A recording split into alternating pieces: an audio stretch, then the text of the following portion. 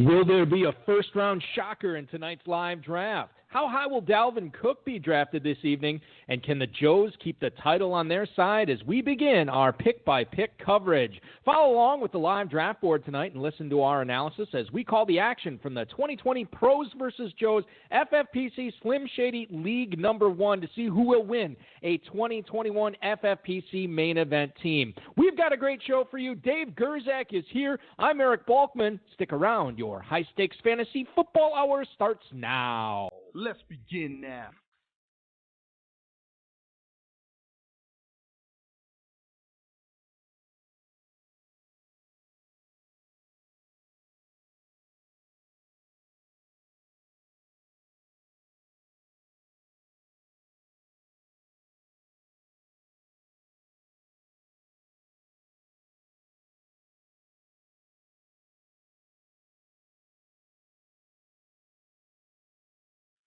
Broadcast live and heard around the world, you are now listening to the most entertaining hour of radio on the planet.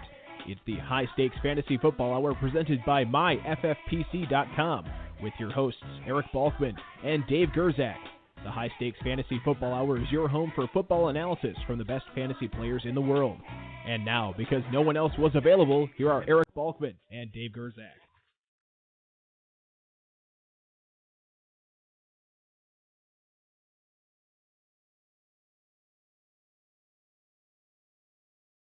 Hey, thanks a lot, Rob. Greetings and salutations to all the Balkaholics and Gerzak fanatics tuning in on this special edition of the HSFF Hour. Welcome to the latest episode of the show, presented by MyFFPC.com. I'm, of course, your slightly above-average host, Eric Balkman. My co-host is the patron saint of fantasy football, the Dizzle, Dave Gerzak. Tonight, we have the first of 6 special episodes for you. It's the FFPC Pros vs. Joes Slim Shady League number 1 draft tonight, and we will be covering it for the duration of the draft. I don't know how long it's going to be. We have a shorter draft this year. It's the Best Ball Slim. It is the 60-second clock, so I don't know. Maybe we'll have some extra time for interviews. Maybe we won't. You could follow the live draft board at youtube.com/highstakesfantasyfootball. It's probably about a minute behind, I would say, as far as real time goes, as far as the delay, but you'll basically be getting the pick-by-pick coverage on there. Listen, ladies and gentlemen, if you want to follow us on Twitter, at HSFF Hour, at Eric Balkman, at David Gerzak, Facebook.com/HSFF Hour is where the show's located there. If you want to call us tonight, 347-426-3682, 347-GAME-OVA, offer your thoughts and opinions on how the draft is going tonight. highstakesfantasyfootball@gmail.com is where you can reach us. If you have any questions for us, send them in now. Our producer and mutual friend Rob, my best friend, and audio engineer Bryce will get those questions to us as we do the show throughout tonight. As a reminder, tomorrow is the deadline day for the early draft slot announcement. When you pay for your team in full for the FFPC main event, you will get your draft slot after next weekend. And remember that if you already have a team, you'll get $400 off each additional team you add on. So square those balances away at myffpc.com. Tonight's lineup. Drafting first, the pro, Scott Engel from Rotoballer. In the second spot, you can hear him on the High Stakes Lowdown coming up in about a week and a half. He's won 7 main event and football guys leagues. Jimmy Wagner drafting second. Bob Lung from Big Guy Fantasy Sports is in the third spot. Hitting cleanup, 5-time main event and FPC league champ, as well as the 2015 football guys regular season points champ, Tom Greenwald will be there. Pat Thorman from Established Run is drafting 5th. John Anderson, a former main event league champ, is in the 6th spot. Addison Hayes over at Dynasty League Football will be 7th, right ahead of Richard Mallon, who's won 9 Football Guys League titles. Todd Burrows, Run to Daylight podcast, he's in the 9th spot. Matthew Zimmer and Matt Stewart, who have a combined 18 main event and Football Guys League titles, they're drafting 10th. Sigmund Bloom from Football Guys is 11th, and then Ryan Poole and Lou Tranquilli, who have divvied up 9 main event and FPC and Dynasty titles among them as well. They are in the 12th spot tonight. Dave, this is a heavy-hitting show, not only for the pros, but for the Joes as well. Yeah, this lineup, you read off all these accolades and accomplishments, and it is something else. I'm really excited to see these guys draft. It'd be nice to actually see them all draft live next to each other. I'd love to see Sigmund Bloom talking to Lou Tranquilli. That'd be a fun conversation. Yes, it would. And then Mallon and Burles would be next to each other as well. So, yeah, this will be a good draft. I'm excited to see what happens. I am as well, and I'd be more excited if I could get the now the stream is not working right now on YouTube, so if you are following on that, I'll get that up momentarily. Dave, how far into the draft are we right now, just curiously? They're in the late second. Late second? Oh, my goodness. 210 is... Okay, I think I got it fixed now. Sorry about that, ladies and gentlemen. I do not know what happened, but we're going to fix it. We're going to get it better. The first night. It's been 350 days or so since the last one of these. Well, no, because we broadcast the Genesis Revelations and Apocalypse drafts a couple of months ago, so I should be in mid-season form. I am not. Trying to cover. Let's go through it, ladies and gentlemen, now that the stream is up. Christian McCaffrey, number 1 to Scott Engel, followed by Alvin Kamara, a little bit of a shocker there to Jimmy Wagner. Saquon Barkley falls to Bob Lung at the 3rd spot. Ezekiel Elliott right after that to Tom Greenwald. And then you have Dalvin Cook. We were wondering, with the news coming out, he's going to report. Then Dalvin Cook and his agent said, well, we never said that. Dalvin Cook goes number 5. Pat Thorman, no fear there. He takes Dalvin Cook. Derrick Henry to John Anderson at the 6th spot. First receiver off the board, Michael Thomas. Then Miles Sanders to Richard Mallon. By the way, Michael Thomas went to Addison Hayes. Miles Sanders to Richard Mallon. Kenyon Drake goes to Todd Burrows. And then back-to-back tight ends. Zimmer and Stewart take Travis Kelce. Sigmund Bloom takes George Kittle. Sigmund Bloom always seems to take a tight end in the first round in Pros vs. Joes, doesn't he? It seems like he does. He likes tight ends. Yeah. And then Josh Jacobs to Poole and Tranquilli. So let's just talk about the I guess the big surprise for me in the first round. Kamara over Barkley, Dave. I like Alvin Kamara this year. In fact, I've been drafting him over Ezekiel Elliott. I don't think I could take him over Saquon Barkley, although you could probably make a case for it. Yeah, I mean, he has to really be the main guy the whole way through. And I mean, you still have Latavius Murray there, right? He hasn't gone Correct, away. Yeah. So I would have to go with more of the total full-time running back. The Saints still split their carries enough that there's just too much fear there for me to take Kamara number 2. I think I would have taken Barkley there as well, but maybe we'll hear from Jimmy Way. I guarantee you this: if we don't hear from him tonight, this will be a question on the high stakes lowdown coming up. Elliott, you pass on him for Alvin Kamara. For Alvin Kamara. And the reason for that is I believe Kamara was playing hurt quite a bit last year, which I don't know if anybody would disagree with me on that based on the reports that have come out. He still was pretty good. Latavius Murray, to me, is just a guy. He's all right, and he's a great start when Kamara is out. And then you look at Elliott. How many people have we had come on the HSFF Hour and talk about how they felt like you could see that Elliott had peaked and maybe declining a little bit already last season? And what happens? Mike McCarthy comes in. They get CeeDee Lamb. They can have Dak Prescott airing it out to those 3 receivers. So I question whether we've already seen peak Elliott and we haven't seen peak Kamara yet, and that is my reasoning behind that. That said, Dave, I would still take Elliott over Dalvin Cook for what it's worth. All right, moving on to the second round. Joe Mixon to Poole and Tranquilli at the 201, followed by Nick Chubb to Sigmund Bloom. Trio of receivers here. Right after that, Devontae Adams to Zimmer and Stewart, Tyreek Hill to Todd Burrows, and then Julio Jones to Richard Mallon.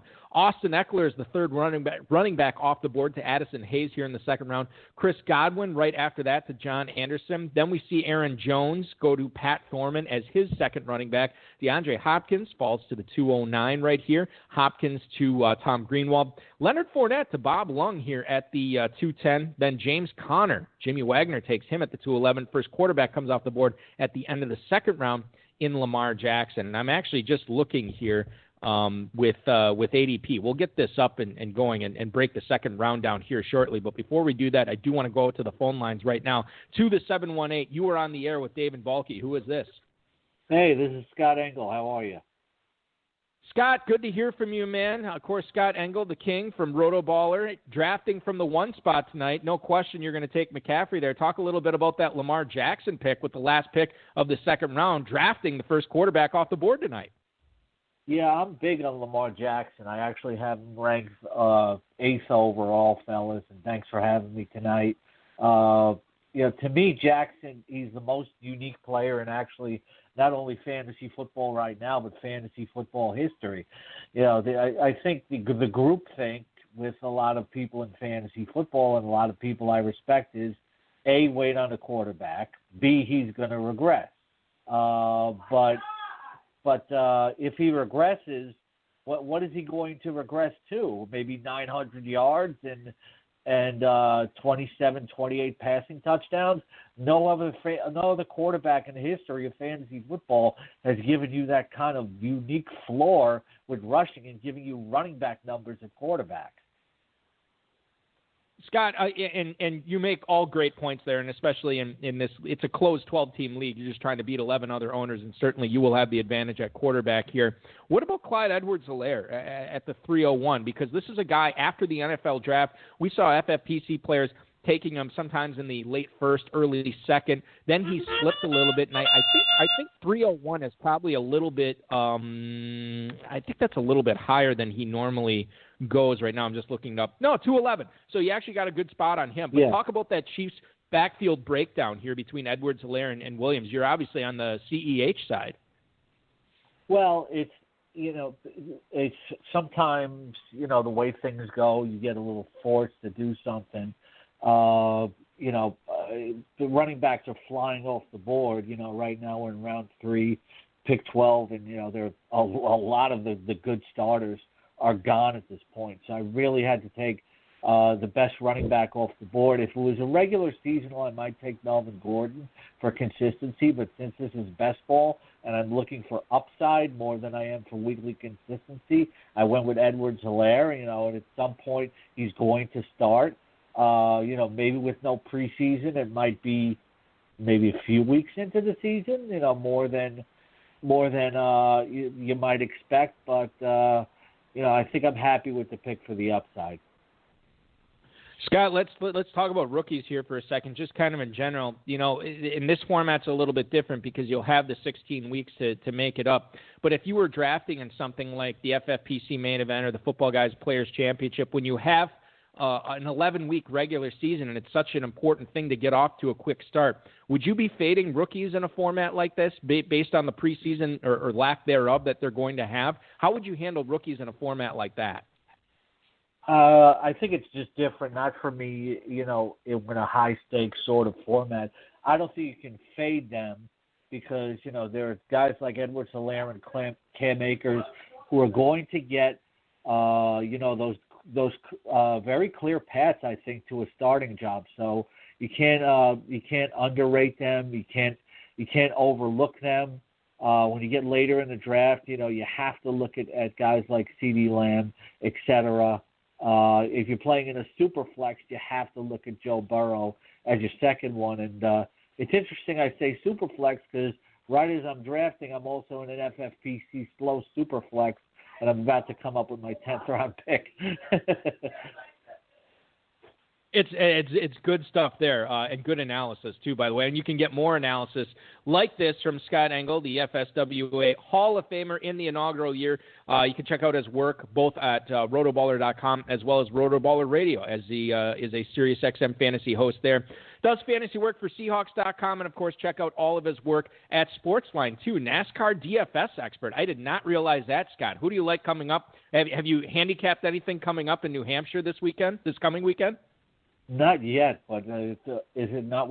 Are we not looking at Harvick and Hamlin almost every single week at this point? I'd really like to see Denny Hamlin win his first championship. He's a really nice guy. That's the thing I really like about NASCAR. All the drivers are so media friendly. And to see Denny Hamlin win a championship, I'd be happy for him. I don't want to see him become the Mark Martin, of our current era. Yeah, I thought last year might have been Hamlin's year. Hopefully this year is his year. And hopefully this is the year for you in Pros versus Joes, my friend. Thank you so much for making a little time for us. We'll let you get back to your draft. Good luck the rest of the way, Scott. Thanks so much. Yeah, thanks for having me. And, appreciate the entry to Pros versus Joes and looking forward to following this throughout the year. Thanks a lot. You got it. Thank you so much. Scott Engel, ladies and gentlemen, the legend from Rotoballer. You follow him on Twitter at Scott E. the King, drafting out of the one spot tonight. Good little start there for Scott, Dave. McCaffrey and Edwards-Helaire. Couple that with Lamar Jackson. That is a potent, explosive team. Yeah, if McCaffrey and Jackson are anywhere near last year, it's just so tough to make up those points. I mean, 400. They both scored more than 400 points. It was pretty crazy. Yeah, it was crazy.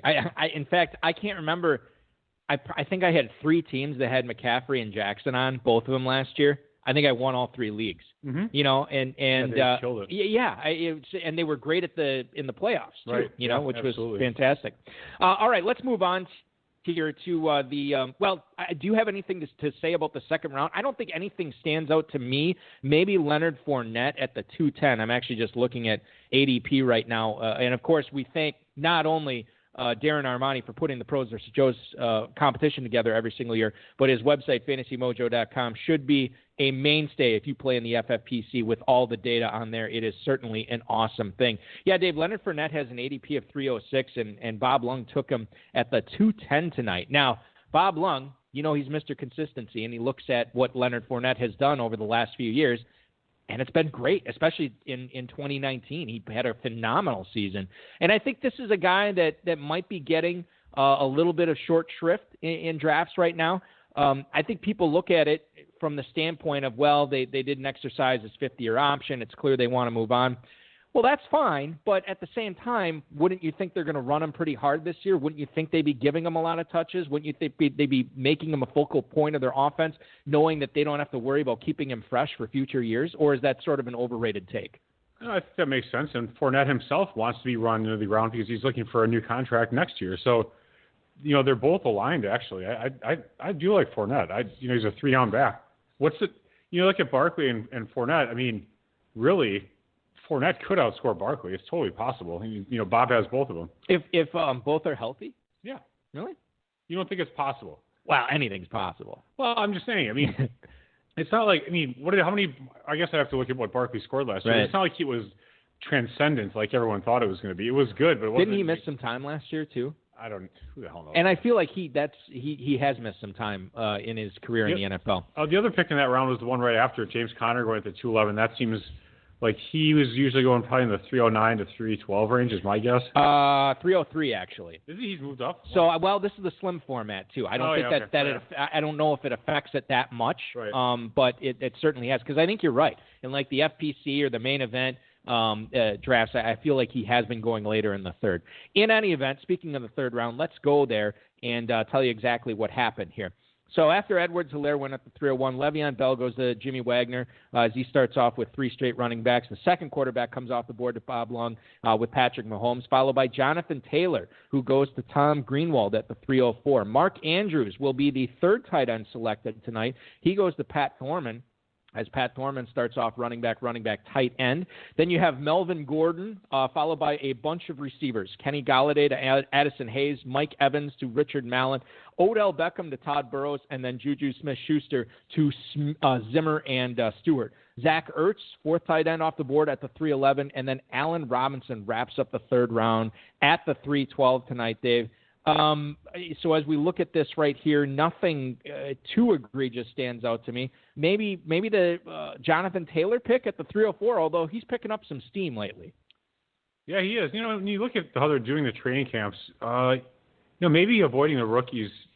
Not that we've preached that it's something that can be done, but like Scott Engel said, he mentioned Cam Akers. He didn't mention Jonathan Taylor, but the team drafted him that high for a reason. And even just because they're not going to be having padded practices until August 17th, they still will eventually have them. And, the really great running backs, they show themselves even in shorts. So. Yeah, and speaking of fading rookies, the 2015 Football Guys regular season points champ is definitely not doing that this season, as we're going to get into as we explore the fourth round here, Dave. Amari Cooper to Ryan Poole and Lou Tranquilli to lead off the fourth round, followed by Adam Thielen. David Johnson, the first running back selected in the fourth round tonight, to Zimmer and Stewart. That is their number 1 running back. DJ Moore after that to Todd Burrows, followed by Todd Gurley, the number 2 running back for Richard Mallon, going tonight at the 405. Chris Carson after him. I'm sorry, what's Todd Gurley's ADP? In the slim format over the last week, Dave, Todd Gurley is going on average at the 301. I was going to say, I thought he was like a 2-3 turn guy. That's crazy. Yeah. So really good value for Mallon there to get him as his number 2 running back with Miles Sanders as his number 1. Couple of young receivers right after that. John Anderson takes Calvin Ridley. Terry McLaurin off the board as the number 1 wide receiver, selected by Pat Thorman. Cam Akers, the aforementioned Cam Akers, is the third running back selected by Tom Greenwald, who won the regular season points championship for the FPC in 2015. That's his number 3 running back. It's his second rookie running back that he's taken to go with Jonathan Taylor. So interesting stuff there. Evan Engram is going to Bob Lung at the 4:10. Cooper Kupp right after that to Jimmy Wagner as his number 1 receiver, followed by Kupp's real-life teammate Tyler Higbee at the 4:12. Higbee, Dave, is the number 6 tight end off the board tonight. On average, in the slim format, Higbee has been going as tight end 7 at the 6:08. So Scott Engel getting his guys there. He sure is. That's risky with Higbee. You know, it's just I don't know that I would do it, but that's all right. Well, that's interesting. I like Hunter Henry, even with Tyrod there. I still like Hunter Henry. I like Darren Waller was out there too. Yeah, I like Waller better. I mean, I actually probably like Hayden Hurst better, to be honest too. But. Yeah, Dave, please don't say players that have not been drafted. Yeah, yet. He will get drafted eventually. All right. I talked about how I really like Cooper Kupp this year. Jimmy Wagner takes him at the 4:11. Are you on board with Kupp there? He is normally, as far as the slims go, normally the wide receiver 17 going at the 4:10. I mean, that's basically where he went tonight at the 4:11. You like Cooper Kupp for a team in Jimmy Wagner that didn't have a number 1 receiver yet with all those running backs? Yeah, I thought that was a nice pick. He's probably the player I would have taken. Probably the receiver I would have taken for sure there. And you like Kupp over Woods for the Rams then, right? I prefer him, yeah. Okay. And then, you think about the upside young guys. Now, I guess Kupp kind of is an upside young guy. I was going to say, well, what about DK Metcalf? What about A.J. Brown? But Kupp's a different type, player. He's right. A slot player and all that. He's in a contract year too, I believe. I believe you're right. Let's move on to the 5th round here, Dave. Raheem Mostert to Scott Engel from Rotoballer as his number 3 running back. Jimmy Wagner loading up on those running backs. He takes Mark Ingram as his number 4 running back. The first tight end, the second team to go with a pair of tight ends tonight. Hunter Henry goes to Bob Lung at the 5:03 to go with Evan Engram. As a reminder, Sigmund Bloom took George Kittle in the 1st and Zach Ertz in the 3rd. So he was the first team with 2 tight ends. Right after that, Robert Woods is the number 2 receiver for Tom Greenwald. Kareem Hunt to Pat Thorman, followed by DK Metcalf to John Anderson. We have Darren Waller getting off the board to Dynasty League Football's Addison Hayes, followed by A.J. Brown to Richard Mallon as his number 3 receiver. Boy, that's a good little team that Richard Mallon's putting together there, Dave. Damian Williams to Todd Burrows, and then Devin Singletary to Matthew Zimmer and Matt Stewart, followed by David Montgomery to Sigmund Bloom as his number 2 running back, and then DJ Chark to Poole and Tranquility. It's so interesting because a lot of the guys that Bloom is taking, these are all guys he's been talking up on the Football Guys podcast too. That's going to be fun very for funny. you. Yeah. So good stuff there. We will get into analyzing the 5th round here shortly. Before we do that, I do want to go back out to the phone lines and take a call from the 610. 610, you are on the HSFF Hour with David Balke. Who is this? Gentlemen, Darren Armani, how's it going? Darren Armani, check. Hey, listen. What's up, homie? So are you scouting for when you're drafting and just paying close attention to each and every one of these leagues so you can make sure that you crush everybody else in your draft? Nah, there's not a lot of scouting going on here. It's just the usual slim best ball going on. So, and from what I can see, a lot of these guys, I mean, they haven't done a lot of FFPC drafts from what I can tell. I'm used to looking at the Football Guys drafts and seeing these guys tend to draft the same players over and over. There's some different things going on here, like Scott Engel going with Tyler Higbee. Tyler Higbee is one of the most polarizing tight ends in fantasy so far, and he took him at the 4:12. Now Tyler Higbee at the 4:12 in a Football Guys draft, you're going to get slammed on Twitter, and they're going to tell you throw your draft in the trash right away. Because Higbee, you get the Twitter pie in the face when you draft him that early. It's crazy, but I mean, he must be high on Higbee. It's wild stuff. So very exciting. What did you make of? I wanted to go ahead. Go ahead, Darren. Go ahead. Now I was saying these drafts are going to fly. You're through the 7th round. You're going to be done by 9, 10. So these guys are going to be calling in, I hope.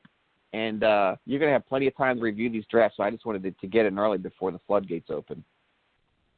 Darren, what did you make? What was the reason, and maybe this is the way it goes sometimes, how did Todd Gurley last all the way to the 405? There's there's a lot of propaganda going out there, right? That he's if they don't. How did he phrase it? He said if they don't have an adequate COVID policy, which how do you measure that? That's like so subjective. Does he want to play or what's his deal? But ever since he made those comments, he's been dropping. Fourth round, and don't forget Todd Gurley went at the 101 in a recent Football Guys draft. So that was a highly controversial. Right. But in normal drafts, usually he has been going, end of the second, early third. But yeah, he's dropped quite a bit recently. So these guys are definitely kind of picking up on that trend. Darren, would you get? It's weird because Dave always says this too, that we always think the Joes have the advantage in this because they're used to the tight end premium, they're used to the dual flex, they're used to this format. But this year, a lot of the guys, and I shouldn't say a lot of them, but numerous players among the FFPC Joes have not drafted best ball slims before. So I'm wondering if you think the Joes' advantage this year is maybe not as dominant as it has been over the last, half dozen or 10 years. I think it's going to kind of balance things out because, with the traditional 28-round format, a lot of the leagues are decided by these late round darts, right? So, you don't have the kickers or the defense, so that's going to bring you down. There's like 4 extra picks you're going to get beyond what you would have thrown in there with the kicker and the defense in a normal best ball. So I think it's going to compress the the player pools, and I'm interested to see how it's going to turn out because it's hard to get an edge when you have a few less rounds to pick from. There's not going to be as many darts like last. I can't think of maybe Mostert was one of the guys. He might have been a guy that was drafted in the late 20s last year. I don't know if you're going to see some of those really long shots in these drafts because I think the player pool is going to be probably more traditional picks because they just don't have the wiggle room to do that. Yeah, if I recall correctly, DJ Chark was another guy who went really late last year, and it was a big difference maker in a lot of those best ball leagues. Yeah, it definitely was. That's a good call there, too. Darren, we appreciate your good call on the air tonight. We'll be following what you do from the 6th spot coming up in our last Pros versus Joes draft. That is coming up next Tuesday. Very excited to see that. You'll be drafting in between James Boers and Peter St. Pierre and Steve Ashley, so that'll be fun for you, or maybe not. I don't know. Maybe those guys will make it hell on you. I have no idea. It's going to be fun. Yeah, we'll be broadcasting live. Thank you so much for all you do at Fantasy Mojo, for the FFPC, and for putting together this competition. Hopefully, we'll hear from you again sometime next week. All right, man. Sounds good. Darren Armani, ladies and gentlemen. Follow him on Twitter at Fantasy Mojo. Check out the website, fantasymojo.com. Cannot stress this enough. Make sure, if you are a player for the FFPC, you are subscribing to fantasymojo.com. All right, Dave, why don't you take us through the 5th round? Or no, excuse me. Did we go through the 5th round? Yeah, we did go through the 5th round. Why don't you take us through the 6th round here while I talk with Bryce about these audio issues that just cropped up. Sounds good. So we're starting the 6th round, Team 12. That's Lou Tranquilli and Ryan Poole. Cortland Sutton was the pick. Wide receiver Cortland Sutton. Another wide receiver off the board, Tyler Lockett. And another tie, T.Y. Hilton, actually goes to the Matthew Zimmer. Zimmer and Stewart, yep. Yeah. Then we have DeAndre Swift, the Detroit Lions, possible starting running back at the 604. The old guy, Keenan Allen, at the 605, followed by Stephon Diggs over in Buffalo, maybe not getting enough targets. We'll have to see about that. Hayden Hurst at tight end goes to John Anderson. Then you have a whole slew of receivers. Out of this round, 10 receivers. Marquise Brown, then Will Fuller, A.J. Green, Devontae Parker, and coming off that hip injury, Jarvis Landry to Scott Engel at the end of the 6th. I think Keenan Allen's an interesting guy this year because, we always think of him being a PPR monster, Dave, and I'm not sure if he's going to retain that moniker going forward, given with Tyrod Taylor being the Chargers quarterback and knowing what the Chargers, how they want to move the ball this year. Now, if the Chargers are losing a lot of games, well, maybe that's a good thing for Keenan Allen. He normally goes at the 604. Tonight he goes at the 605, so good value there, solid value, I guess, for Richard Mound there. That's his number 4 receiver, which I think is very compelling. Marquise Brown, let's talk about him a little bit here, Dave, because this is a guy that was not maybe the healthiest guy in the world last year. He is the number 2 receiver for Pat Thorman here tonight to pair with Terry McLaurin. guys who were rookies last year, they'll be anchoring his wide receiver core. What do you make of Marquise Brown for 2020? He's not a player I'm targeting just because I feel like he has too much of a chance to become like a Deshaun Jackson where he just catches bombs. Early on in the year last year, he did have a few of those 2-touchdown games. He looked really, really good, did battle injuries. So he has upside. He's very tough to cover. A guy gets wide open all the time. But those small players, just like Will Fuller, who got drafted right after him, I fear the injuries, and then I just fear that they don't get enough targets. All right, so here's the thing that I want to bring up. I've never liked Will Fuller, okay? And I'm not a big A.J. Green guy this year. But to see sorry about that, everybody. Hopefully that's fixed now. Are you getting text messages? No. Hey, can you pick up some Charmin on the way home? Yeah, no, it's nothing like that. To see Will Fuller. All right, seriously. Honey, I'll get the Charmin. Just take it easy. Hold on, I got it. I think I got it. To see Will Fuller go one pick ahead of A.J. Green, how weird is that? To me, it's a best ball format. You have a guy who gets hurt all the time that's young, and a guy who gets hurt all the time that's old. I mean, I don't know. What's the difference? So I guess youth is king here. Yeah, I don't know. I mean, I'd rather take Tyler Boyd than all those guys. Okay. The other thing I want to bring up here, and we got a motor, but Will Fuller goes in the 6th round to Tom Greenwald. Brandon Cooks goes to Sigmund Bloom in the 7th round. Who's the number one receiver there? Wouldn't you say it's Cooks? Well, Cooks has the concussion thing. He has that history to deal with. But Cooks, I believe he's finished as like a top 15 or top. I forgot the stat, but he's always finished as like a top 15 or top 20 receiver his entire career. I would think that Cooks is the player that's going to be the number one receiver on that team. Neither one of them is like an over the middle type guy.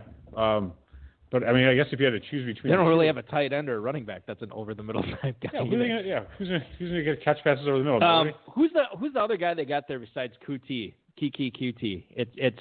I thought there was like another slot guy there that was Randall Cobb. That's who it is.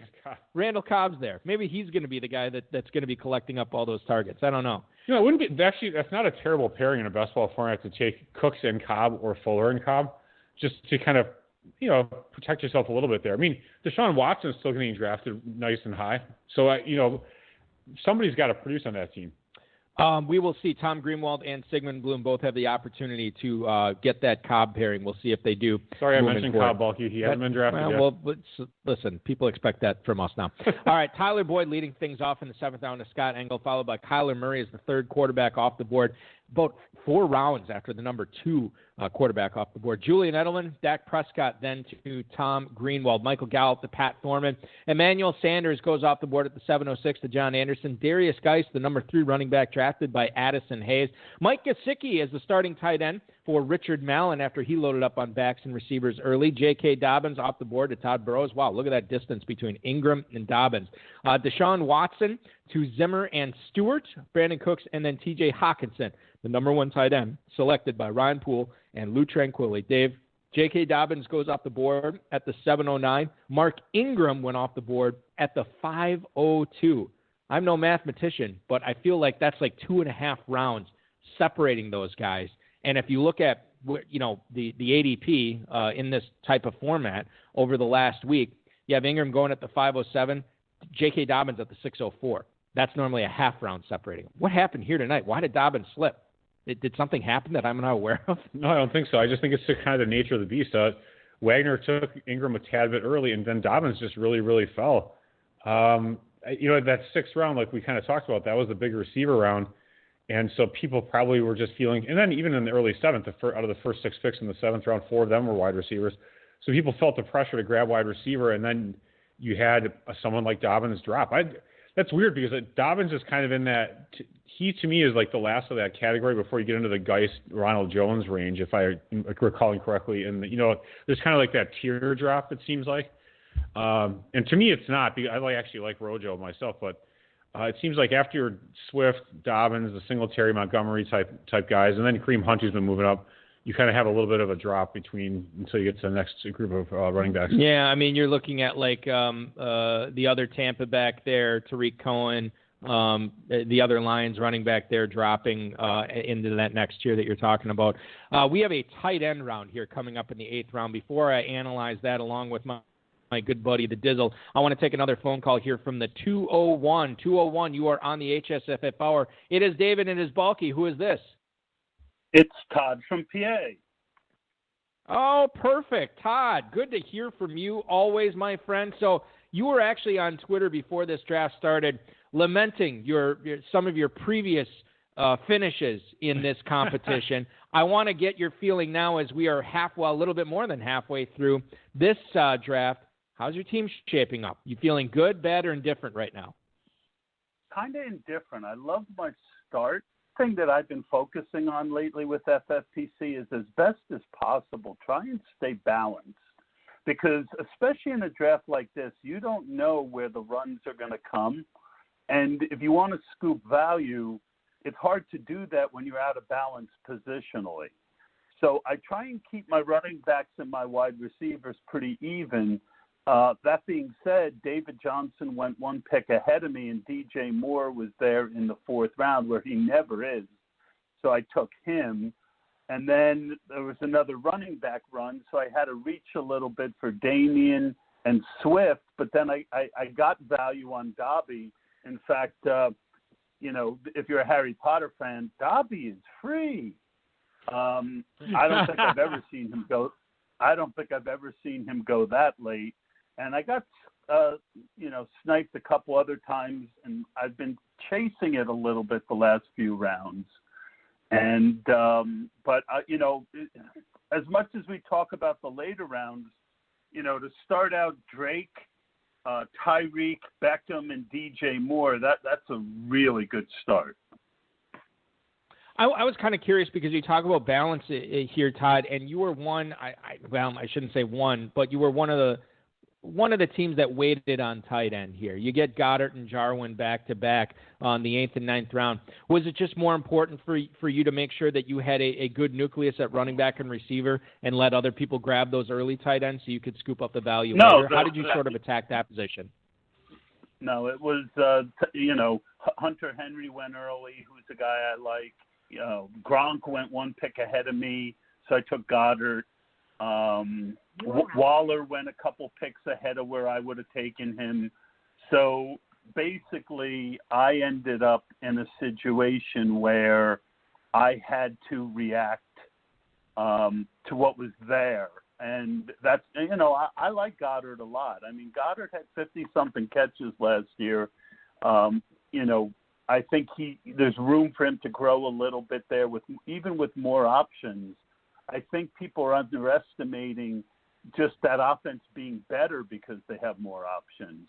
So you get a 65-catch tight end, good red zone target, and I like Jarwin too. So they weren't my ideal picks, but unfortunately, just the way that the draft went, I ended up with not a lot of choice in the matter. Todd, you're on the clock here at the 11:09. You have a pair of tight ends, 4 running backs, 3 receivers, and a quarterback. Who are you looking at here? I took Mike Williams. He was, that balances me back up. I had him and, some other, I get the pick in a couple more, so I don't want to say who else was on my board. But, wide receiver is going to start thinning out. And for good roster construction, I needed, I think that's one of the things that you really have to pay attention to when it comes to the 18-round draft, much more than a 28-round draft, is your roster construction. And, I've got what I'm hoping to end up at, and I want to be able to take value off the board by staying balanced. So, I passed on a guy that I kind of want. Now I'm looking at another position that's kind of thinning out. So I might just have to punt a position I really don't want to punt. But I'll tell you if I'm still on after I make my next pick. I got 4 guys in my queue, and now I'm 4 picks away. So that's always good. Let me ask you something that go ahead. Oh, sorry to interrupt you. Let me just ask you, you're talking about roster construction, do you have a certain number of tight ends, quarterbacks, running backs, and receivers that you really, really feel like you have to get or have to end up at, or are you a little flexible there? And if so, if you don't mind telling us what that number is, that'd be kind of cool. Well, 5 running backs, 7 wide receivers is the ideal. All right, so that gets you to 12, and then you need at least 2 of the other 3, and 12, 14, 16, 18, and that's 12, 14, 16, 18. So yeah, it's a tight draft. I mean, I definitely wanted. You could go 6 wide receivers in this format because you only have to start 2. And I'm gonna take Boston Scott here, my 5th running back. Running back was the position that I told you was starting to run out of the viable options, and when you only got 5. So now I got a mini Wentz, Goddard, and Boston Scott stack. I mean, it's not ideal. But it is a little bit of a stack, which is important in best ball. Good stuff from you, Todd. We really appreciate you tuning in tonight. Of course, we all listen to your podcast, the Run to Daylight podcast, and, of course, check out your work with 1 Week Season this year. Certainly appreciate you dialing us back in, and good luck this season, Todd. You're a friend of the show. We always love hearing from you. Don't be a stranger, and good luck the rest of the way in PVJ tonight. Thanks a lot, guys. Todd Burrows, ladies and gentlemen, follow him on Twitter at Todd from PA. That's 1D, as I think he's affectionately known around the FFPC. Good old 1D. At Todd from PA there. Always good to hear from that dude and a guy who's got a lot of experience drafting in this format as well. All right, 8th round. I teased this earlier. A lot of tight ends going this round. Noah Fant to Poole and Tranquilli as their number 2. Russell Wilson off the board as the number 1 quarterback for Sigmund Bloom. Rob Gronkowski, Dallas Goedert go back-to-back, followed by Ronald Jones. And then we get a couple of quarterbacks here back-to-back. Josh Allen to Addison Hayes, and then Tom Brady to John Anderson. Christian Kirk off the board as the number 4 wide receiver to Pat Thorman. Jared Cook, James White are the next 2 picks, and then Jonnu Smith is taken by Jimmy Wagner. Deontay Johnson to Scott Engel as his number 3 receiver. Scott continues that in the 9th round. He gets the 2nd tight end. That's Austin Hooper at the 901. A trio of receivers after that. Sterling Shepard to Wagner. Marvin Jones to Lung. Darius Slayton to Greenwald. Cam Newton off the board. You surprised to see Cam Newton, Dave, tonight at the 905 to Pat Thorman as his number 1 quarterback, or does that make a lot of sense to you? Yeah, I don't mind it. I think Cam definitely has some upside. Good coaching. Yeah, obviously, yeah. What about Joe Burrow here to John Anderson with the next pick? It's such an interesting pairing. Yeah. Tom, the ancient one, Brady, and then Joe Burrow, the rookie. I mean, it's really an interesting. There's a 22-year age gap. And not only that, but look at Cam Newton and Joe Burrow right next to each other in the draft too. It's very you don't normally see that. Alexander Madison to Addison Hayes, and then you have Keyshawn Vaughn to Richard Mallon after that. So interesting strategy from Richard there, Dave, as he takes Ronald Jones in the 8th, Keyshawn Vaughn in the 9th. He basically has the largest portion of that Buccaneers backfield locked up. Yep. And only cost him an 8th and 9th round pick. Not bad at all. Blake Jarwin to Todd Burrows after that. Marlon Mack and Duke Johnson to Zimmer and Stewart and Bloom, respectively. And then Matthew Stafford is off the board as the first quarterback drafted by Poole and Tranquilli. It's interesting because when Ryan Poole and Lou Tranquilli were on the clock the turn before, they went tight end. This turn, they go quarterback with Stafford, and then Matt Ryan falls to the 10th round. Kerryon Johnson after that, as Sigmund Bloom has the shampoo backfield here of Duke Johnson and Kerryon Johnson. CeeDee Lamb right after that to Zimmer and Stewart, followed by Carson Wentz to Todd Burrows as his number 1 quarterback, as we talked about earlier. Tariq Cohen to Richard Mallon, followed by Drew Brees. That's the second quarterback by Addison Hayes. Again, we're in 2020, Dave. Josh Allen is going to 2 rounds ahead of Drew Brees, and Drew Brees is backing up, essentially, Josh Allen on Addison Hayes' roster. By the way, Addison Hayes, DynastyLeagueFootball.com. Not sure if there's any correlation there between the order of those quarterbacks. Jordan Howard and Tevin Coleman right after that. Howard to John Anderson. Pat Thorman takes Tevin Coleman. Daniel Jones to Tom Greenwald, followed by Deebo Samuel, Jack Doyle, and Matt Breida off the board to Scott Engel as the final pick of the 10th round. Do you like Matt Breida this year? I feel like I like him quite a bit, and it makes perfect sense. But I'm just hearing a lot of people on Twitter talking up Jordan Howard, and I'm like, haven't we done this before, and it's been a spectacular failure? I don't really love Breida necessarily. Okay. I don't know how often I'll get him. I'm just looking at his ADP right now. So he was the last pick of the 10th. Yeah, it was the last pick of the 10th round. He normally goes at the 909. So I think that's his, a full round of value here for Scott Engel to get him there, and as his number 4 running back. I think that's good. Yeah, no, at that, you get a full round of value. Does nothing wrong with that. Why don't you like him? Do you think he has limited upside in that offense?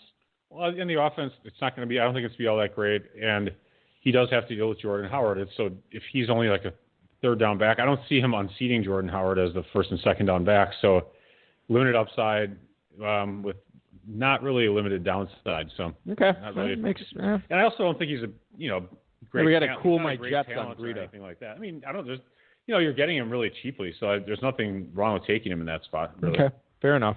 All right, I'm with you on that, my friend. Okay, let's move on and go with the start of the 11th round here.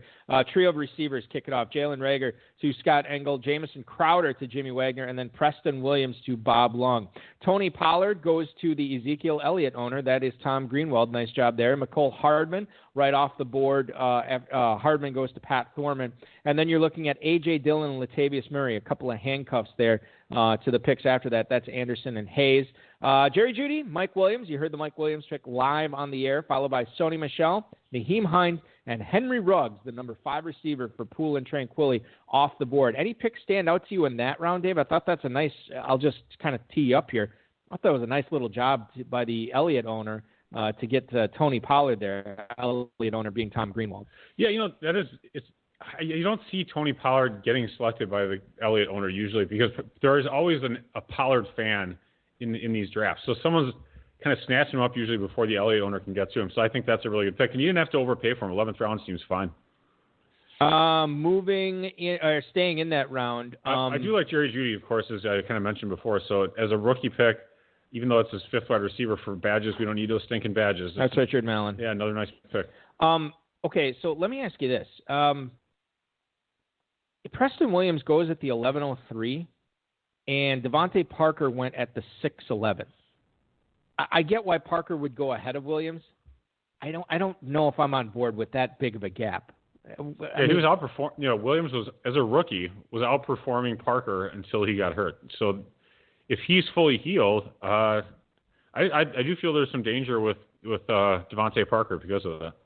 All right, let's go back to the phone lines. I want to hit up the 330 here. 330, you are on the air with Dave and Balky on the High Stakes Fantasy Football Hour right now. To whom are we speaking with? This is Bob Long from Big Guy Fantasy Sports. How's it going, guys? You were just talking about my Preston Williams pick. Loved it. Yeah, we were talking up Preston Williams, I feel like, in the early portion of the offseason, and I really like that too because and the other thing to keep in mind with Preston Williams, and I think we've mentioned this before, the issues he had and the reason he's a non-pedigree guy and he fell in the draft, they were off the field stuff, and I feel like you haven't heard that stuff since he's been in the NFL. ACL injury stinks, obviously, but he should be fully healed, and he should be a go for week 1 of the regular season. So, Bob, as you look through your rosters, we're about 2/3 of the way through. How do you feel about it? You feel pretty good about it? Has the draft fallen the way you hoped it would? Well, it never falls the way you hope it would because you hope every player falls to you. But when you got guys like Todd Burrows and Sigmund Bloom and Addison Hayes and Pat Thorman and Scott Engel, I've drafted with these guys against these guys for years. And then you throw in, the best of these guys from the FFPC. This is tough as a competition, You can say, well, if you have all experts, but these guys are experts. They're just winning the big money. We're making the little money writing. They're making the big money in the things. These guys know what they're doing, and it's tough. But I always tier my draft. My players based on their consistency. So if I missed out on a Keenan Allen or somebody, then I get an AJ Green or Julian Edelman for consistency in PPR. So yeah, I feel good about it. I did go the Ingram Hunter Henry in round 4 and 5. And that way I figured, I had a really great tight end. And every week, one of them might be filling in my flex spots too. So kind of did that, just because of the format. Haven't normally been going quarterback too early, but, man, when Patrick Mahomes is sitting there in the third round, and I just have to do it. I just love Mahomes, and I think that he's going to be ahead of Lamar Jackson at the end of this year. All that really held him back last year was that injury. He just wasn't himself, and he's still great, so love him. Bob, this is something we touched on earlier in the broadcast, but I want to ask you about the interesting decision you had at the 210 tonight when you decided you're going to go running back. You go with Leonard Fournette there is a little bit ahead of where FFPC drafters have been drafting him. What do you like about Fournette, and why do you think he's going to return value in the second round this year? What I like about Leonard Fournette was his 93% consistency in a PPR last year. You get him at the end of the second round combined with a 90% consistency in Saquon Barkley. I don't know how you don't make that call. So I was all over that. I think Fournette, he's in a contract year. The team is, hasn't been giving him a lot of love. He's got a chip on his shoulder. He's going after the big money. I'm expecting a huge year at him this year.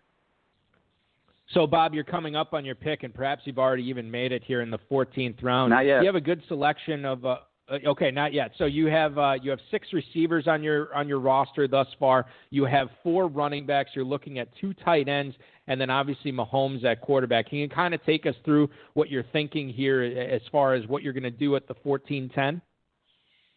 Yeah, I mean, at this point, I'm probably going to grab probably one more running back here. I've got a few. I'm waiting for Valhalla and he picked. So I'm thinking, I'm really torn right now between 2 backup running backs. Both of them have potential if somebody falls in front of them. But I think I'm going to go with Carlos Hyde. If our guy in I just went brain dead. Chris Carson, has some fumble issues or something like that.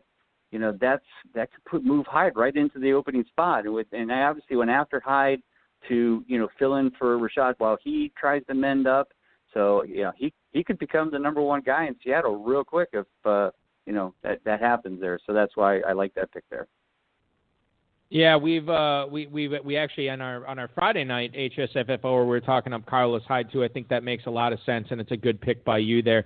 A good conversation with you, Bob. We always enjoy talking with you every year on Pros versus Joes. Obviously, we're going to check out BigGuyFantasySports.com and all the great content that you're putting out there. Of course, we follow you on Twitter at Bob_Lung as well. Bob, thank you so much. Good luck the rest of the way. We really appreciate it, and we'll talk to you again soon, dude. You got it. Thanks for having me, guys. And always a shout-out to Darren Armani for the invite as well. Love he's a good friend of mine, and he'll be competing, of course, in the Kings Classic with me here coming up next month. So. Always good stuff there. Thanks, Bob. Be good. We'll talk to you soon. You got it. Bob Lung, ladies and gentlemen, let's keep it right on stay on the phone lines right now, and we're going to go out to the 718 after that Bob Lung phone call. 718, you're on the air with Dave and Balky. Who's this? Dave and Balky, what's up, boys? Jim Wagner. Jimmy, it is so good to hear from you. This is something that we've had you on these airwaves before. You've drafted live on the air before. We're going to kick things off right away with the one pick we centered our conversation on in the first round tonight. Alvin Kamara at the 102. You took him over Barkley. Let's hear the defense for this. All right, so listen, after CMC, no one's disputing he's number 1. After CMC, I really think 2, 3, 4 are all up for grabs. And out of Kamara, Barkley, and Ezekiel, I like Kamara the best for consistency reasons. Same QB, same head coach, same offense. He knows he's going in. Last year wasn't the best year for him, but this year I have a feeling the Saints are going to come out and they're going to be warring. Barkley, he got a new coach, this COVID thing. He's not going to get the practice in with the system. I mean, these guys with new offensive coordinators, they're not going to play in a real game to the first game of the season. I've readjusted all of my rankings for a lot of COVID-related stuff, and I just think Kamara's, on paper, should have a better numerical season than Barkley. So when you knew that you were picking second tonight, did you kind of make up your mind that, okay, I'm probably going to go heavy running backs here early on and then cobble my receivers and tight ends late? Because 4 of your first 5 picks were running backs. No, 100%. That's time-proven strategy I've used time and time again to win my FFPC leagues is I go heavy running back, and then I dig for the gold on wide receivers. Here's the thing, too, also, in all fairness, this is the only best ball I compete in. I was over at Fantasy Mojo today trying to look at the numbers on the ADPs and everything for best ball as compared to normal football guy drafts or my FPC main event stuff. It is slightly different, and it is a different strategy, but I'm sticking with my, tried and true strategy that's gotten me a lot of money. I like it. It makes sense. Dave, go ahead. I was just going to say, this is an interesting draft in that a lot of times in these best ball formats, you see people taking like 4 straight running backs, and no one did that here. But you and Team 4 were amongst the closest. I mean, grabbing that many. Well, actually, you were the only one who grabbed 4 in the first 5 rounds, it looked like. And I'm going to tell you, if Cooper Kupp wasn't available, I was almost going to grab Mark Ingram there. I think Mark Ingram is so underrated. The guy, and in all fairness to Lamar Jackson, I agree with everything Scott Engel said about him, but I'm very nervous that this kid is going to get injured, man. Everyone knows what his game is now. He's a big kid, but he doesn't remind me that as big as Cam Newton. I don't know. If I was drafting Lamar at 2 spot, I'd be very nervous. Mark Ingram, Heisman Trophy winner, this guy can run. J.K. Dobbins is barely going to see the field this year. Guarantee it. Nothing compared to Mark Ingram. Wow, I love that. So Jimmy, who is your favorite? And we'll take draft value into this question for you. Who's your favorite rookie running back this year at his current draft value? If we know you don't like J.K. Dobbins, Cam Akers. I really like Cam. Yeah, Akers went. He went a couple of picks right. So you probably. So let me ask you this: I would have taken Cam if Cam was available. I would have took Cam. Okay. All right. Yeah, fair enough.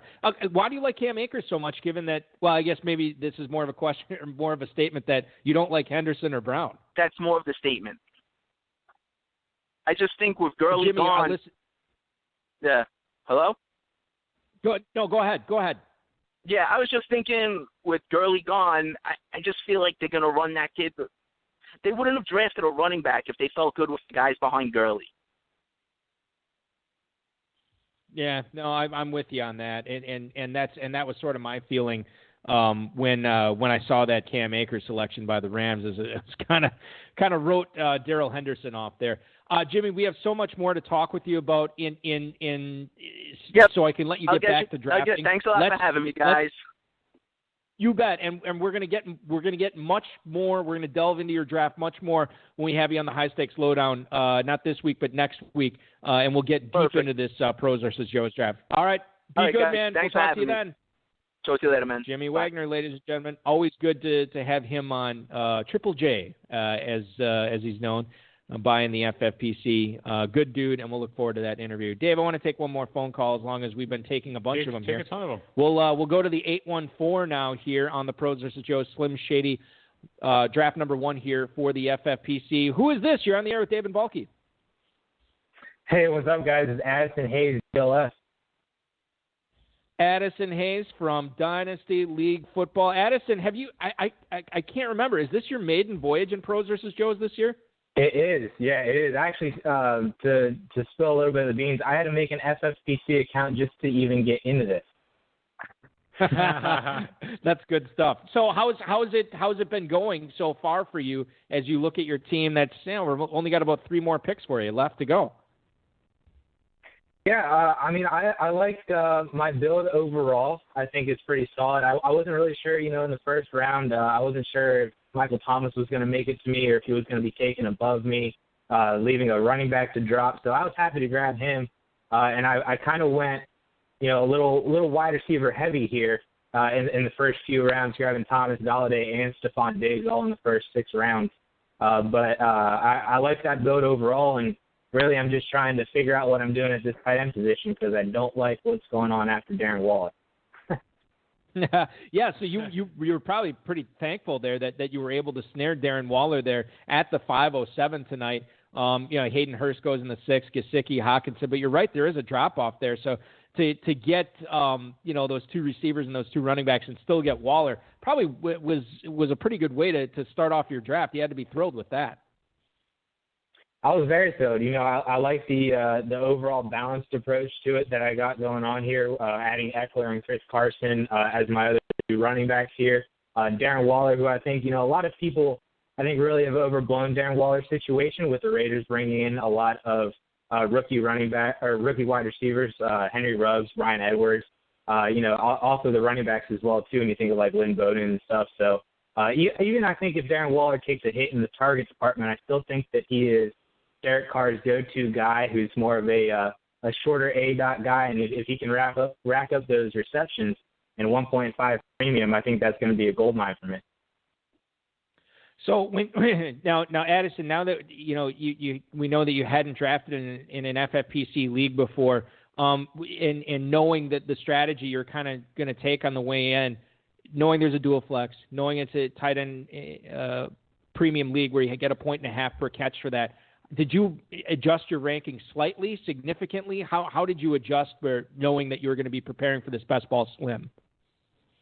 Generally, I'm not a huge 1.5 premium guy for tight ends. I personally don't think that that's enough to make that much of a significant difference for the tight ends, even the top guys, Kelsey and Kittle, at least not enough to bump them into the back end of the first for me. So really it doesn't change my strategy all too much whenever I'm looking at the tight end position relative to the other positions. So I just kind of went into this with a general best ball approach. I've done a lot of stuff on the new Drafters Fantasy Best Ball app over this summer. So I've done quite a few best balls already leading into this. So I just kind of came into it with the same strategy that I do those.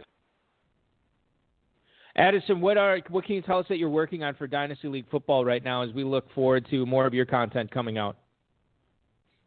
Oh man, I'm on their YouTube channel. I kind of direct that and do the drafting lessons every single Tuesday. So I'm just continuing to do that out.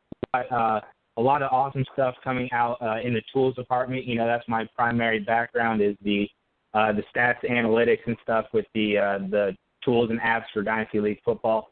So we got some stuff coming out for in-season and stuff that I've been preparing behind the scenes. And then I think we got some big stuff coming up for 2021 that we're already looking and talking about right now. I can't really talk about what that is and go really too in depth on that, but it's going to be, I think, pretty big for the Dynasty community. Maybe not so much best ball or everything else, but yeah, a lot of awesome stuff. I love being a DLF and all the awesome people, the awesome team there. It's a really fun and awesome team to be a part of.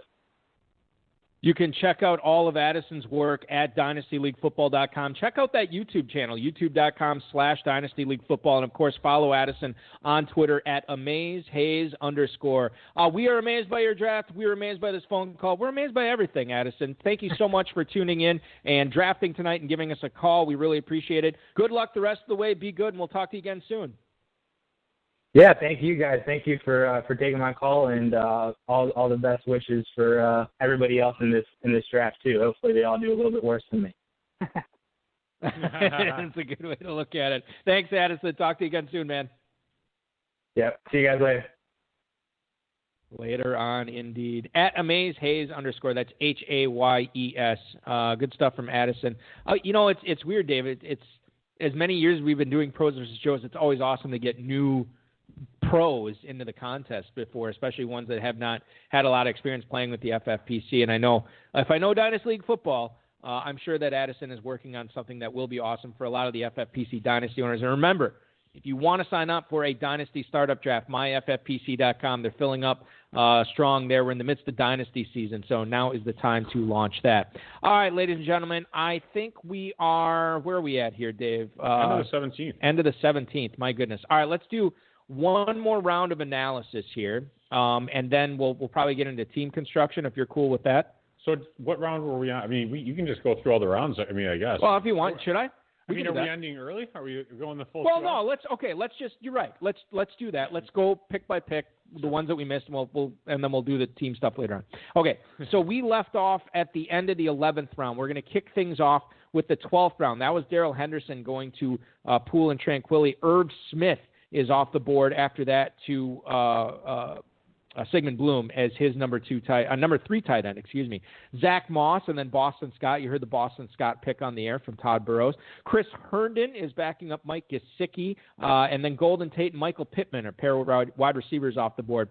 Eric Ebron to Pat Thorman after that, followed by Anthony Miller, and then a trio of running backs to end the 12th round. You have Bob Lung taking Philip Lindsay, Justin Jackson going to Jimmy Wagner, and then Damian Harris is the final pick to Scott Engel of the 12th round. Anything stand out to you? I mean, there's a lot of my favorite picks in that. I like Boston Scott, Dave. I like Chris Herndon. I like Anthony Miller in that round. I think Damian Harris is interesting. There's a lot of, we talk about not having the DJ Charks of the world this year, super late, that are going to decide this. This 12th round, there could be some difference-making, maybe potential league-winning picks here. Yeah, I also like the Philip Lindsay pick by Bob Lung. He really kind of needed a running back, and it goes kind of along with his whole consistency approach. Barkley, Fournette, I know it's just team construction a little bit, but Lindsay's going to get touches, and I think that's important for the way his team is built. In the 13th round, Ian Thomas goes to Scott Engel, followed by triple receivers here. John Brown to Jimmy Wagner, Curtis Samuel to Bob Lung, Curtis Samuel to Bob Lung, and then you have Deshaun Jackson off the board to Tom Greenwald. Antonio Gibson, the running back there, goes off the board to Pat Thorman, and then a bunch of receivers, followed by Chase Edmonds as the final pick. The receivers there, these are all 13th round picks. Justin Jefferson, N'Keal Harry, Brashad Perriman, Paris Campbell, Sammy Watkins, Robbie Anderson. Dave, I'm going to give you one guess. Which of those receivers stand out to me? Those 6 receivers that went right in a row. The one that you like the best? The one that I like the best out of those 6. Oh, man. Right. I'm narrowing it down between Harry, Perriman, and Watkins. It is one of those guys. All right, this is great. Yeah. Okay. I'm gonna say Sammy Watkins. It is Sammy Watkins, Dave. Woo-hoo! And all right. we actually talked about this when I remember if we were bringing my Scott Fishbowl team up, which, by the way, Pat Thorman is in my Scott Fishbowl league, in that league, and I took Sammy Watkins in there. Oh, did you? I understand this is best ball. He's the number 2 receiver there, or wide receiver there. And I just feel like this is a guy who's pedigreed. He's putting up numbers. He's going to be targeted by a great Super Bowl. He's going to be targeted by Patrick Mahomes, and I think the McCole Hardman love has gone too far. That's where I am on it, and that's why I like Watkins there as we look at this in the 13th round. Yeah, good argument. I mean, so then do you feel that Hardman in the 11th is a pick you probably wouldn't be making? I probably would not make that pick, although I think the 11th does not scream overdraft. I'm just looking it up right now where his ADP is. Actually is normally going at the 11:08, so then that would make some sense that he goes there in this form, or in this draft too, given that it is the same format. Sure. But you're right, I probably wouldn't have taken him in the 11th.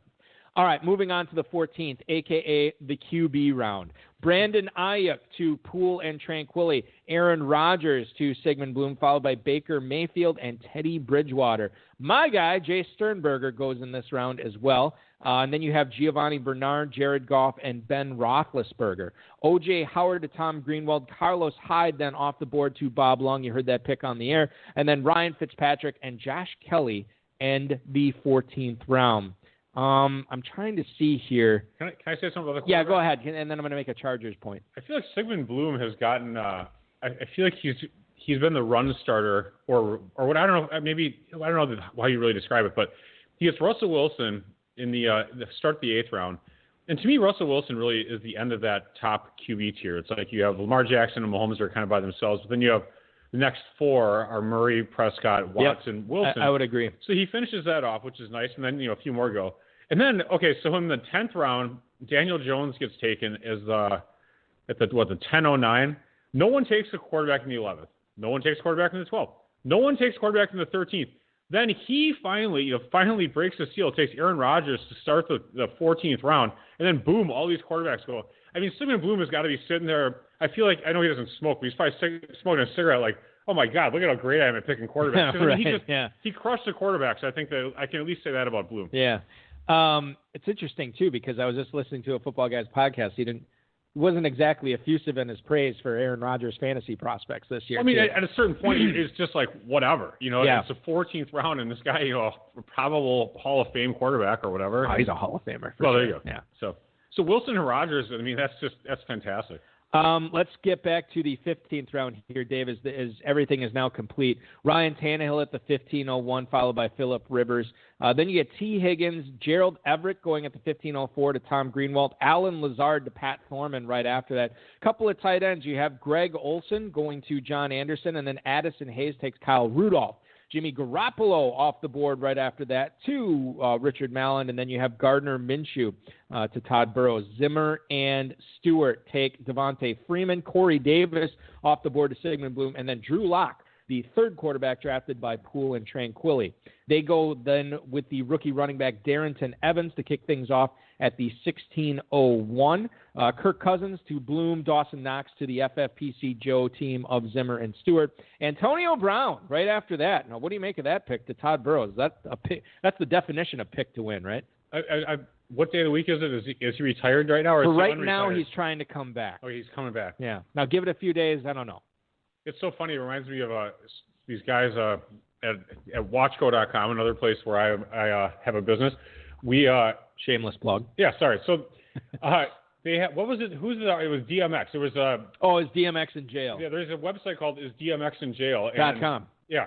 So if you're not sure, you just go to isdmxinjail.com and it'll say DMX is not in jail or he is in jail. Yep. I feel like they should make it. Is Antonio Brown retired, crazy, whatever? Well, not crazy because then you never have to change the website. Certifiably, yeah, he is.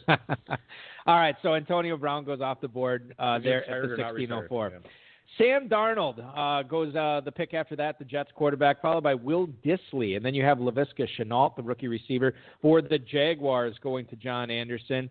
James Washington right after that to Pat Thorman. Hunter Renfrow to Tom Greenwald.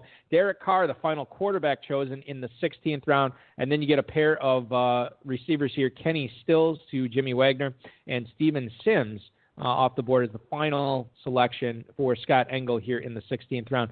I feel like we had the Texans receiver 101 conversation earlier, Dave, and we never brought up Kenny Stills' name. What do you make of Kenny Stills in that offense this year? Is he just too far down the depth chart to matter, or is there something there? I'm not really a big Kenny Stills fan. I mean, his fifth or sixth year. He's never really had a truly fantasy relevant season, has he? No. He's had parts, yeah. But you could say that about Will Fuller. A couple of weeks or whatever, yeah. I prefer the Steven Sims pick. I think that he's a player we haven't talked about, but with Harmon getting hurt, that really opens the door for Sims to really get some production. There's going to be someone producing on that team. Yeah, who? Maybe it is Sims. Yeah, because I'm just I'm racking my brain. Like Crowder's obviously not there anymore. When I say on that team, I mean the Washington football team. I almost said Red. Yeah, Washington football team. The WFC, the Dubs as the kids are calling them. So you have, obviously they're going to use Gibson, the running back there. They're going to use him in a pass catching role. Jeremy Sprinkle at tight end. Star player. Maybe we're not pushing Terry McLaurin up enough on draft board because he's 200 targets. He's gonna have the biggest share of the pie there. It's going to be insane. All right, so Sims is interesting, especially a guy. You talk about a team that could be trailing a lot this year, Dave. Sims would make some sense in the 16th. Plus, in that NFC East, you got shootouts. You got the Eagles, you got the Cowboys. Lots of shootouts. Yeah. Dan Arnold goes off the board at the 17:01. I have to look this up right now. Arnold? No, Dan Arnold. I have to look this up right now because I would not be doing my Wisconsin civic duty if I didn't. But I believe Dan Arnold played college football somewhere in the state of Wisconsin. Looking it up right now. Yes, UW Platteville. Nice. And he was the engineering school. The engineering school, and he actually was born in Milwaukee, which I didn't realize. Have you ever been to Platteville, by the way? No. Okay, Platt rhymes with flat. There is nothing flat about that area at all. Really? Oh, it's all like shelves of rock that are all cut. It's not a fun place to go to. I had to go cover a basketball game there once at Bo Ryan Court. That's Wisconsin Badgers former head coach. That's where he came up. It's not a fun place to go to. I got a lot of work done in their public library, though, I can tell you that. All right, so moving on. Nobody cares. Nick Foles at the 17:02, followed by Cam Brate. Anthony McFarland, the rookie running back from Maryland and now in Pittsburgh, goes to Tom Greenwald. Tua Tagovailoa right after that to Pat Thorman as his number 3 quarterback. Adam Troutman, the rookie tight end for New Orleans, now goes to John Anderson. Albert Wilson from the Miami Dolphins goes off the board after that to Addison Hayes. Dwayne Haskins is the 3rd straight quarterback selected by Richard Mallon. So Mallon waits on quarterback, Dave. Garoppolo, Darnold, and Haskins. I got no problem with those 3 right there, given what he did earlier in the draft. I kind of agree, but I feel like he could have taken a quarterback somewhere where he took another player and not been as weak as he is at quarterback. I could have seen it instead of Cohen. Yeah, exactly. I could have seen it instead of... Not that Cohen, not that it was a luxury pick, but, he needed a running back sort of, because he had Sanders, Gurley, the Tampa backfield, and then now Cohen at that point. You think the Tampa backfield kind of not screwed him, but changed his quarterback draft strategy? Because then once he got Jones, he got Vaughn, and then he missed out on some quarterbacks there. It could have. If he had just said, screw Vaughn, I'm just going with Rojo, and I believe in him, that would have opened up the quarterback spot in one of those 2 rounds for sure. Devin Asiasi, Devin is the tight end going off the board at the 17:09 tonight. That is to Todd Burrows.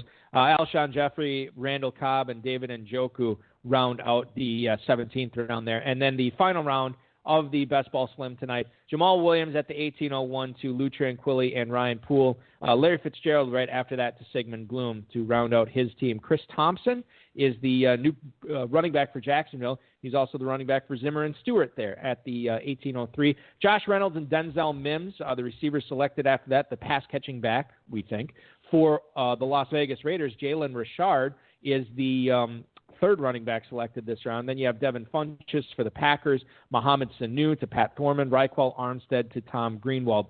Lynn Bowden, the Raiders running back. Wow, a pair of Raiders running backs go in the 18th round. Lynn Bowden goes to Bob Lung, followed by Ryan Griffin, the tight end for, who is Ryan Griffin with? Is he with Houston? He's with Houston, right? Jets? Is he with the Jets? Did he sign that? You know what? He's not with Houston because that's the Fells team. He might be with the Jets. He had signed an extension with the Jets. Yes. Okay, Jets. So you have Herndon and who's been talked up a lot, and then Ryan Griffin who signed an extension. Yeah. All right, and then Tyrod Taylor's the Mr. Irrelevant of this draft here, with the final selection being for Scott Engel, the king from Rotoballer. All right, Dave, let's take a look at this here as I try to navigate my website and get this to load, which I now have. While you're doing that, one thing I should mention, Randall Cobb does go to Sigmund Bloom. Yeah. So then he pairs him up with Brandon Cooks. No, Cobb. Oh, Cobb. Yeah, he did. Yeah, that's a good point. Boy, look at the. He was listening to our show and he's taking all of our good tips. Look at. Well, you're a good job there, Sigmund. You're welcome. Look at the island of misfit toys he has for his last few receiver selections. Randall Cobb, who was once a darling. Larry Fitzgerald, who's a fantasy legend. Corey Davis, who I feel like the only reason he's being selected anymore is because Balkman liked him a couple of years ago. Again, we talked about Corey Davis, and then Robbie Anderson too, another former fantasy darling. Yeah, Corey Davis has not been good, but there's a chance, even though it's a low volume passing offense, this could be his year. It's possible. Can you imagine what fantasy players would do if A.J. Brown was the bust this year and Corey Davis just has like an 80-catch season or something like that? It's not impossible. It's not likely. It's improbable, not impossible. Yeah. All right, so let's get to team construction here, Dave, and we'll hammer these 12 teams out before we tell you what's going on tomorrow night on the show. All right, kicking things off with Scott Engel. Quarterbacks are Lamar Jackson, Ryan Tannehill, and Tyrod Taylor. Christian McCaffrey, Clyde Edwards-Helaire, Raheem Mostert, Matt Breida, Damian Harris, Joshua Kelly at running back. Wide receivers are Jarvis Landry, Tyler Boyd, Deontay Johnson, Jalen Reagor, and Steven Sims. Tight ends, Tyler Higbee, Austin Hooper, Ian Thomas, and Dan Arnold. So, it's tough for me to say bad things about a team that has both Jackson and McCaffrey, as we talked about earlier in the show. That is an awesome way to start. I think the running back, I know you're not a big Breida fan, but I like Breida and Harris late. I thought that's nice to get with Edwards, Helaire, Mostert, and McCaffrey. The receivers are interesting because in this best ball format, Landry and Boyd, I don't think necessarily hold as much water as they do in a managed format, but I still really like them. There's been a lot of people talking up Deontay Johnson. Obviously, Rager could make some plays. I think the receivers are a little bit weak. I probably would have attacked that position a little bit more. And then I wasn't on board with Higbee. I don't think Hooper's all that great. Ian Thomas is nice in the 13th. I just don't think it's enough to make the receivers and tight ends good enough for me to really like this team. Yeah, I think if he had in the 17th and 18th round, I mean, if you have Lamar Jackson, I think you could pass on Tyrod Taylor and you can pass on Dan Arnold if you already have 3 tight ends and you took Higbee early, and Hooper's fine. Maybe grab 2 more receivers, I think would have been the way I would have gone there. I do like the way his running backs kind of turned out. Joshua Kelly's not a bad pick either in the 14th. All right, so moving on to Team 2 here. This is Jimmy Wagner. The quarterbacks there are Kyler Murray, Ryan Fitzpatrick, Phillip Rivers, and Nick Foles. Running backs, Alvin Kamara, James Conner, Le'Veon Bell, Mark Ingram, Justin Jackson. Receivers, Cooper Kupp, Devontae Parker, Sterling Shepard, Jamison Crowder, John Brown, Kenny Stills. Tight ends are Jonnu Smith, Jack Doyle, and Ryan Griffin. As I look at this, I don't think I would have drafted a 4th quarterback right now. I can tell you that right away. Running backs are among the best in this draft, the running back core. For sure. I like Kupp. After that, I'm not sure I'm really on board with any of those receiver picks. I'm not a Jonnu Smith guy, although I am a Jack Doyle guy. I think in lieu of a 4th quarterback, Dave, I might have targeted a 3rd tight end earlier than getting Ryan Griffin in the final round. Yeah, that's one way to look at it. He did take. Yeah, I mean, I think another receiver would have helped him as well a little bit, and even he might have been able to get away with just 4 running backs actually. Kamara, Connor, Bell, that's a good Ingram. Point. So yeah, I think that would have probably hit some of those other positions. The tight end is really where I'm concerned about, that being a little bit of a weakness for him. All right, so moving on to Bob Lung from Big Guy Fantasy Sports. Quarterbacks, Patrick Mahomes and Derek Carr. Running backs, Saquon Barkley, Leonard Fournette, James White, Philip Lindsay, Carlos Hyde, and Lynn Bowden. The receivers are A.J. Green, Julian Edelman, Marvin Jones, Deebo Samuel, Preston Williams, Curtis Samuel, and T. Higgins. Tight ends are Evan Ingram, Hunter Henry, and Cameron Brate. I really like if I was going to be drafting Jackson or Mahomes, I was only going to take one other quarterback, so I like that.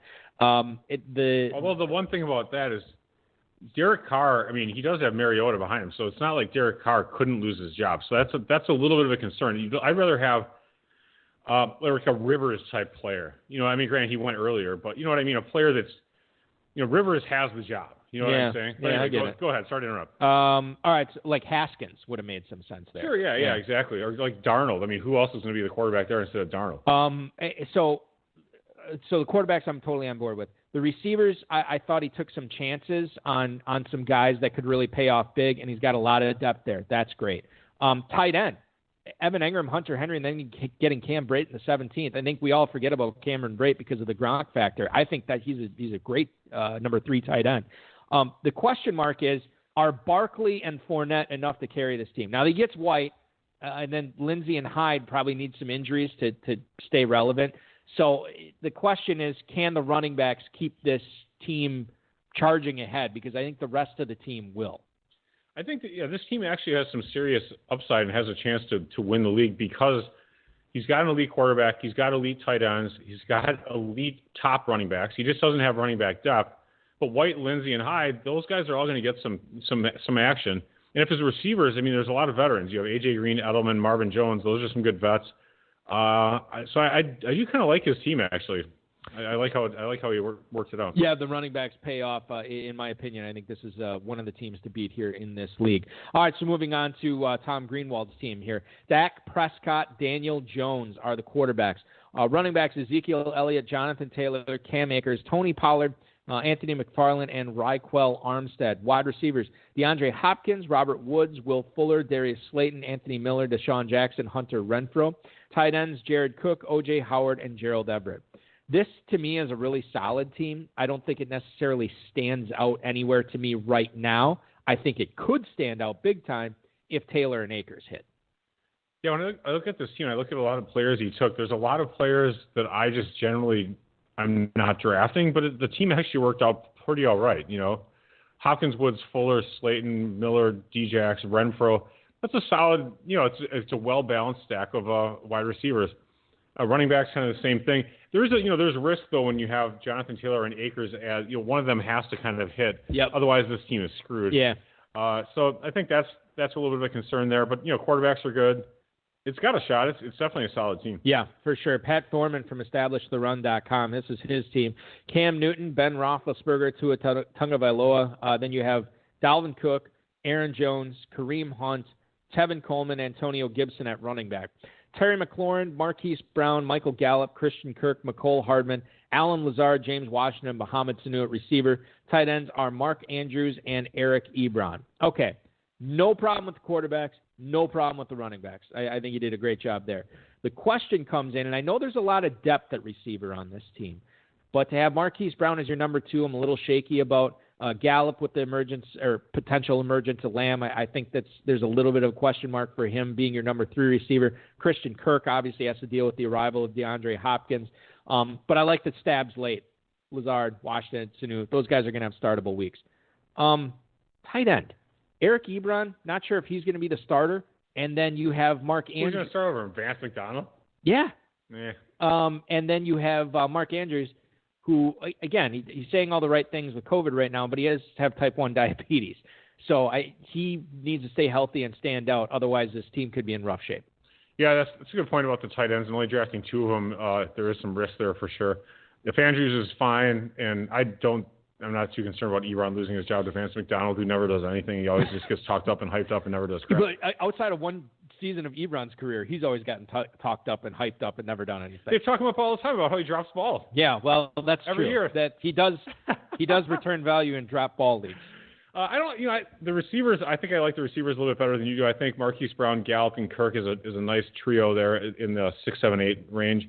And I do agree with you on those late receivers. I like all 3 of them, actually. John Anderson, the former FFPC main event league champ, drafting 6th tonight. His team ended up with Tom Brady, Joe Burrow, and Jared Goff at quarterback. The running backs are Derrick Henry, Melvin Gordon, Jordan Howard, A.J. Dillon. Receivers, Chris Godwin, Calvin Ridley, D.K. Metcalf, Emmanuel Sanders, Michael Pittman, Justin Jefferson, Laviska Shenault, and Devin Funchess. Tight ends are Hayden Hurst, Greg Olsen, and Adam Troutman. I think the quarterbacks are very good, Dave. The receivers, to me, are pretty good as well. A lot of rookie receivers, and then Devin Funchess, who's now a Packer on that team.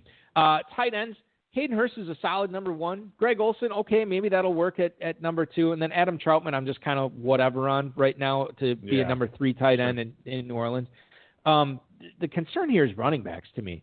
You have Derrick Henry, number 1, fine, great, good. He's going to be good. Melvin Gordon is your number 2. Well, they still got Lindsey there. Royce Freeman's still tooling around, which is fine if you would have attacked that position again before the 10th round, which is where he waited to draft his number 3 running back in Jordan Howard. And in my opinion, he actually that was a nice pick, and he kind of got a gift there, actually. And I like the Dillon pick in round 11, but then that's it. That's his entire running back core, is those 4 players. Yeah, I feel like the Justin Jefferson, Shenault, Troutman, those are a little bit unneeded because he has such solid receivers. I mean, not that all of them were unneeded, but I think he could have taken a few more stabs at running back, and that probably would have helped him out a little bit. Or at least one. I mean, just one more stab might have looked better. Yeah, I mean, the thing, Darrington Evans, who's almost for sure going to be the handcuff to Henry, he went at the 1601. So if he had grabbed him in the 15th round, at least then you're backing up Henry with you got your backup there. So or he could have taken Lindsey in the 12th round instead of Pittman too, and paired him with Melvin Gordon. That would have been another approach as well. I do find it so interesting that Joe Burrow he takes not singling him out, but I wonder what Burrow's ADP is versus Goff's, because Burrow goes in the 9th at the 906, and then Goff goes at the 1407. I mean, it just seems ridiculous to me. They basically go back-to-back in best ball slim draft. In real life, right? In the 11th, yeah. Joe Burrow, 1106, Jared Goff, 1108. Yeah, so it's like there's this 5-round differential for no freaking reason. Yeah. It's kind of funny to me. So he got super value on Goff, and he sort of reached on Burrow, so it worked out. Yeah, it's cool. However you want to put it together, man. Yeah, that's fine. This guy has more main event league titles than we ever will. Yeah. Hopefully. All right, so Addison Hayes from Dynasty League Football here. Let's look at his team. Just goes with the 2 quarterback set, Josh Allen, Drew Brees. Running backs are Austin Eckler, Chris Carson, Darius Geis, Alexander Madison, Latavius Murray, Giovanni Bernard, Jalen Richard. Wide receivers, Michael Thomas, Kenny Galladay, Stephon Diggs, Golden Tate, N'Keal Harry, Albert Wilson. Tight ends are Darren Waller, Kyle Rudolph, and Will Dissly. Again, Dave, this team does not strike me as an awesome one, but it does strike me as a very solid one. It's got good depth at tight end.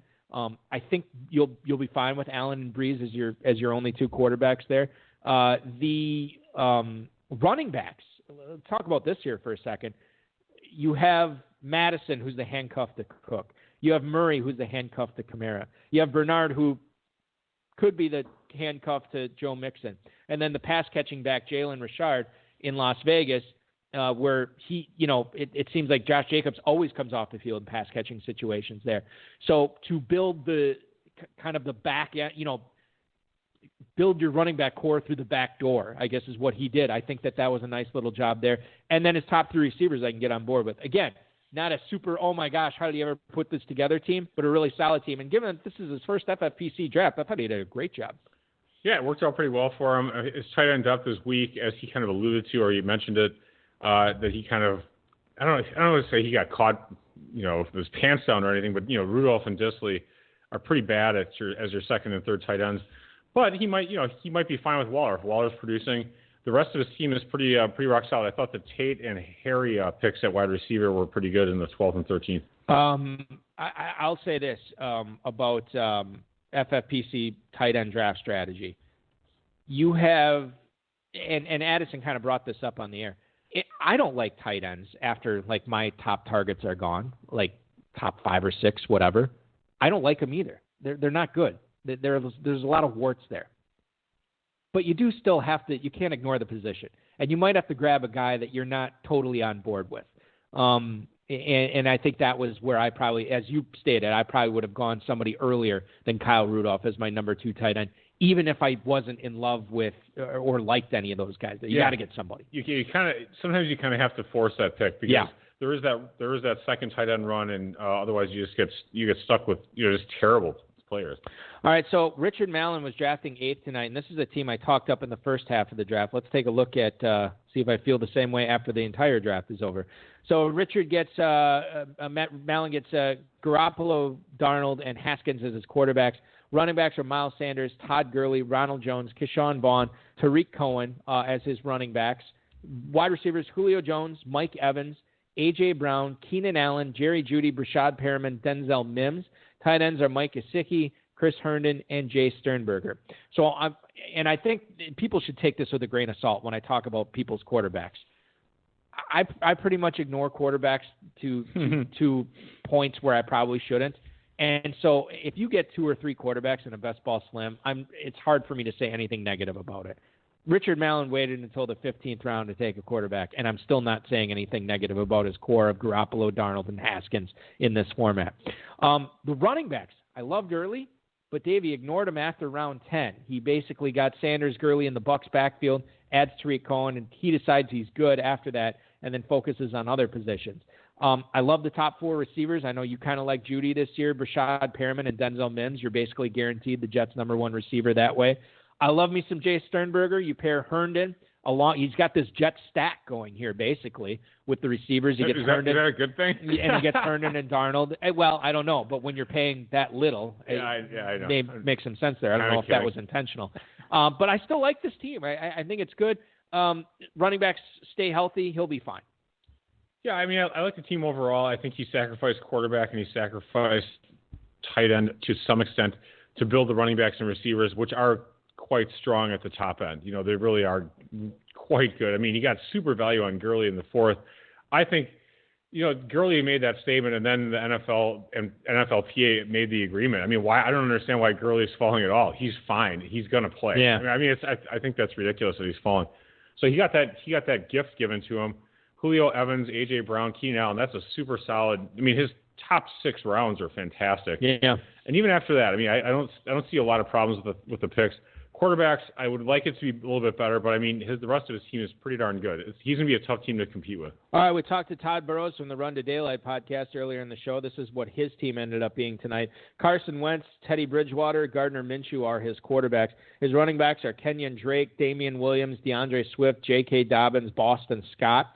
Receivers are Tyreek Hill, Odell Beckham, DJ Moore, Mike Williams, Paris Campbell, Antonio Brown, and Josh Reynolds. Tight ends Dallas Goedert, Blake Jarwin, and Devin Asiasi.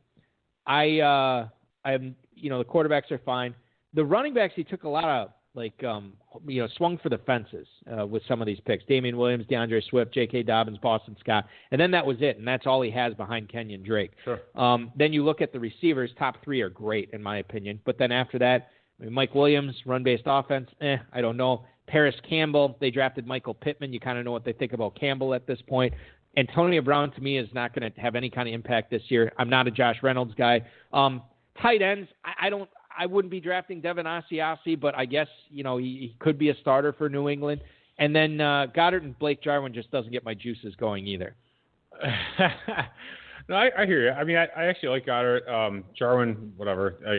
I don't know. For some reason, I'm not a huge guy. Well, there's a lot of receivers that you would think they're going to be throwing. Like a fourth or fifth offensive weapon on that team. Forgive me for interrupting, but this is something that you always brought up on the show with Mike McCarthy and the Packers. They never throw to the tight end. That's actually a really good point. And now he's the head coach in Dallas. Yeah. Hey, feel free to get ignored immediately, Blake Jarwin. His running backs are interesting. I mean, like you said, there are a lot of stabs out there, but I think he's gonna hit on a few of them. Tyreek Beckham, DJ Moore, I love that. I don't really mind Mike Williams. So I think he's got a pretty competitive team, actually. All right, moving on to Team 10. That was Matthew Zimmer and Matt Stewart, the FFPC Joes here. They ended up with Deshaun Watson and Baker Mayfield as their quarterbacks. Their running backs are David Johnson, Devin Singletary, Marlon Mack, Sony Michel, Zach Moss, Devontae Freeman, and Chris Thompson. Receivers, Devontae Adams, Juju Smith-Schuster, T.Y. Hilton, CeeDee Lamb, Sammy Watkins, Alshon Jeffrey. Tight ends are Travis Kelce and Rob Gronkowski. Wow, think of that pairing a couple of years ago. And Dawson Knox, don't forget. And, is Dawson Knox? Oh, I missed Dawson Knox. Yeah. All right. Don't forget Dawson Knox. He's good. So agree or disagree? You can tell that these are FFPC veterans. Yeah, this is like more of an FFPC team. There's a lot of interestingly kind of good picks in this team. And just to single out a few, obviously the top half is pretty good. But as you get later on, Marlon Mack in the 9th round is interesting. CeeDee Lamb as your number 4 receiver is also interesting. The starting running back for the Patriots. In the 11th round, you get Zach Moss to go with Devin Singletary. Who they say they want him to play the Frank Gore role too. Right. But yeah, like you said, they pair him up. We talked up I told you how much I like the Sammy Watkins pick. I totally love the Dawson Knox pick as well. A little bit less bullish on Alshon Jeffrey, but the Chris Thompson thing is interesting too. Even Devonta Freeman's not bad. It's like he's going to sign somewhere. We'll see. Yeah, I just wonder what his impact will be on that whatever team he signs with. But yeah, this is a total vintage. If you're like, oh, how would an FFPC high stakes veteran draft a best ball slim? I think Exhibit A, Matthew Zimmer and Matt Stewart right here, what they did. Okay, Team 11, Sigmund Bloom from Football Guys. He ends up with Russell Wilson, Aaron Rodgers, Kirk Cousins as his quarterbacks. Running backs are Nick Chubb, David Montgomery, Duke Johnson, Kerryon Johnson, Naheem Hines at running back. Wide receiver Adam Thielen, Tyler Lockett, Brandon Cooks, Robbie Anderson, Corey Davis, Randall Cobb, Larry Fitzgerald. Tight ends George Kittle, Zach Ertz, Irv Smith. Dave, best tight end core to me in the league belongs to Sigmund Bloom. That's what happens when you take a first and a third round pick and stick them into tight end. Exactly. That's why I always love telling. The Packers have one of the best running back core in the NFL. Because they took Dylan in the 2nd round this year. Yeah. After already having a good starter. Right. Exactly. So then let's just talk about the running backs that he's got on his team. Which, by the way, if I have Russell Wilson and Aaron Rodgers, I don't think I'm taking a third quarterback. It's fine if you do, which Sigmund Bloom did. I think I would have been good after Rodgers. The running backs is what I want to focus on here. So he takes Chubb in the early 2nd, and my computer just crashed. Oh, sorry. Then David Montgomery at the 5'11", Duke Johnson in the 9th, and Kerryon Johnson in the 10th round, Naheem Hines in the 11th. So I think what you're going to say is that he has no running back depth, which is pretty much true. Although, the thing is when you have Kittle and Ertz so early like that, I feel like you can, you're admitting that, okay, I'm going to have to sacrifice something. So he's sacrificing RB3, and that's fine. I mean, his receivers are quite solid, and his quarterbacks are good. I mean, I think this is a pretty competitive team. He's going to score a lot of points some weeks with Kittle and Ertz just both going off. And then you have Wilson Rogers going off. As long as Chubbs and Montgomery, they both kind of need to stay healthy. Otherwise, he would be in trouble. All right, so I'm loading it up right now, and I apologize for that. Boy, thank God that didn't happen during the live stream. That would have really been bad. Oh, what computer is that? That's a Dell. Dell computer. What happened? It's just restarted? It said it ran into a problem, needs to restart. Hopefully it restarts in time for tomorrow. My MacBook has never told me that. Yeah, well. Thanks. Hey, Steve Jobs, RIP. Thank you. All right, speaking of RIP, something that we're not going to bury, team that we're not going to bury here, and at least I don't think, as we get into it. Ryan Poole and Lou Tranquilli, their team from the 12 spot tonight, Dave. They end up with Matthew Stafford, Matt Ryan, and Drew Lock as their quarterbacks. Josh Jacobs, Joe Mixon, Darrell Henderson, Chase Edmonds, Darrington Evans, and Jamal Williams at running back. Receivers are Allen Robinson, Amari Cooper, DJ Chark, Cortland Sutton, Henry Ruggs, Brandon Ayuk.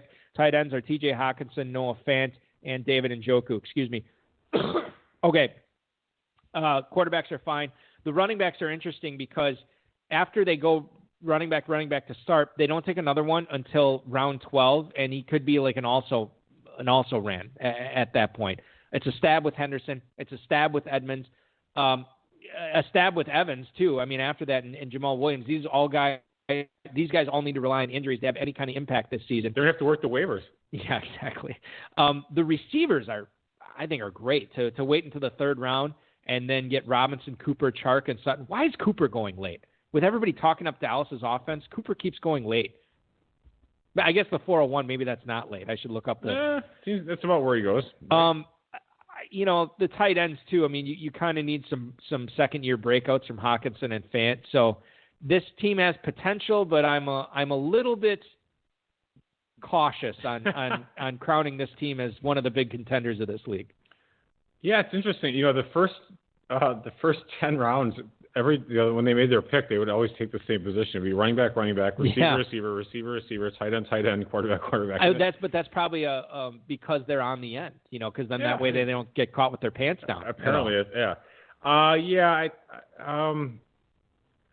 don't mind the team overall, but the running backs are. I think they're gonna be a problem. I mean, I just think that it's just too weak. I really do think it's a little bit too weak. Hawkinson and Fant, I think one of those two will break out. And Njoku's not a terrible pick in the 17th round. I mean, he's cheap and he could still get traded. Yeah. Can't he? That's a possibility. Yep. So, I mean, this team has upside. It's got a possible shot to take it down, but they might need an injury at running back to really have that happen for them. So that is the first of 6 drafts that we'll be doing for you, ladies and gentlemen. And it was a fun one. This is the first time we've ever done Best Ball Slims before. It was awesome. We got to critique everybody's team. It was a 70-minute draft, Dave. I don't know if we pointed that out, but somebody pointed that out. I think it was Henry Muto said in the chat, "You'll be done by 9:10," and we were done by 9:10 Eastern, obviously. Yeah. So I want to thank Darren Armani, the FFPC, our producer and mutual friend Rob, our audio engineer, and my best friend Bryce, and most of all of our listeners. I want to thank our callers tonight, our guests, Scott Engel, Darren Armani, Todd Burrows, Bob Lung, Jimmy Wagner, and Addison Hayes. Tomorrow night, we are back at it, my friend. An hour later, 9/8 Central, for Slim Jim, number 2, Pros versus Joes. The Joes tomorrow, David Hubbard, Jason Aberle, Theo Greminger, Ross Lively, Chris Birchby, and Gary Allen. The Pros, Mike Tagliere, Curtis Patrick, Ryan McDowell, Jake Seeley, Mike Scope, Davis Maddock, and Elliot Christ. Well, I know these drafts are all super competitive. This is a ton of great pros and a ton of very accomplished Joes. I haven't heard of any of these guys. They all suck. Gary Allen won the Trunk Monkey. Yeah, Trunk Monkey. I think he won the 2017 main event. Yeah. Ross Lively, I think, won the 2018 Football Guys Players Championship. That's pretty awesome, actually. David Hubbard won the 2016 FFPC main event. So you're going to have three main event owners, the 3 main event overall champions in this. Oh, that's crazy. That is going to be a lot of fun tomorrow. All right, so a reminder, get your draft slot early if you plan on participating in the FFPC main event. You're going to have until midnight Pacific time tomorrow night to get in on that. And then you can save $400 off each additional team, too. Don't forget about that as well. Make your Planet Hollywood reservations. Sign up for the Football Guys Players Championship, Dynasty Startups, Best Ball Slims, Best Balls, Terminator Sats, Terminator as well. with myffpc.com. We'll see you tomorrow. This Your has been week starts another now. episode of the High Stakes Fantasy Football Hour presented by myffpc.com that was broadcast live and heard around the world. Eric and Dave will be back next week with more analysis, interviews, and advice from a guest much smarter than they are. Thanks for listening, and we'll talk with you again next week.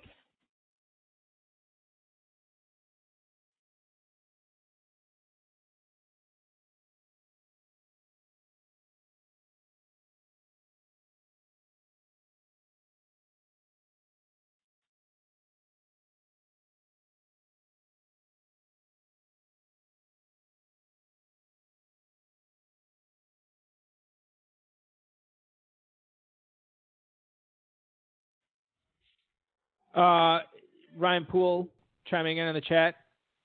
Fair points on the critique of his and Lou Tranquilli's team. There wasn't anybody, he said, that they really liked at running back through when they picked. Ronald Jones at the 7-8, Kerryon Johnson at the 9-10. Yawn. Which I get. Makes sense. So tomorrow at 9-8 Central. I didn't know Ryan was listening. I would have been much nicer. Well, I wasn't looking. What's the difference? I'm just kidding. I mean, that sounds like you. I was going to say, like, whether you're listening or not, I always praise your team. I feel like I was a little bit more critical than I have been in years past. Maybe we can keep that going. You know, I got to admit, I mean, you, I can tell you. I fried Todd Burrow's team. No, I'm just saying as your professionalism as a broadcaster, I can tell you actually do this now because I just feel like I'm so piss poor by comparison. I do this like once a week. You know, I'm a color guy. But, you're very professional. Well, thank you. You're good. I just hope everybody else feels that way as well. And we can regrade my professionalism tomorrow. We'll see you then, everybody. Thanks for listening. Hope we get a potty for this one.